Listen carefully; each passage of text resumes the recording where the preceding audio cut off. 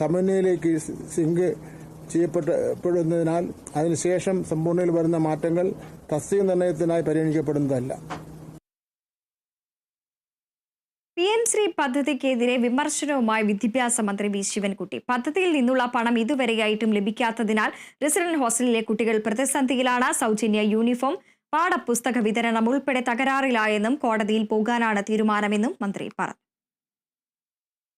PM Shri പദ്ധതിക്ക് കാശ് തരാത്തതുകൊണ്ട് residential ഹോസ്റ്റലിലെ കുട്ടികൾ കുഴപ്പത്തിലാണ്. ആൺകുട്ടികളും പെൺകുട്ടികളും. ആദിവാസി മേഖലയിലെ കുട്ടികൾക്കുള്ള യാത്രാ അലവൻസ് കൊടുക്കാൻ പറ്റുന്നില്ല. സൗജന്യ പാഠപുസ്തക വിതരണം അവിടെ ബുദ്ധിമുട്ടിച്ച് നിൽക്കുകയാണ്. സൗജന്യ യൂണിഫോം വിതരണം തുകയും കൊടുക്കാൻ പറ്റുന്നില്ല.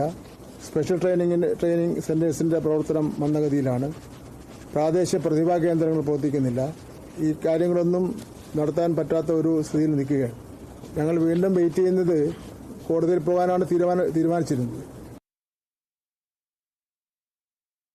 പാലക്കാട് അട്ടപ്പാടിയിൽ കാട്ടാന ആക്രമണത്തിൽ യുവാവിന് പരിക്കേറ്റു. തെക്കേ കടമ്പാറ സ്വദേശി സെന്തിലിന്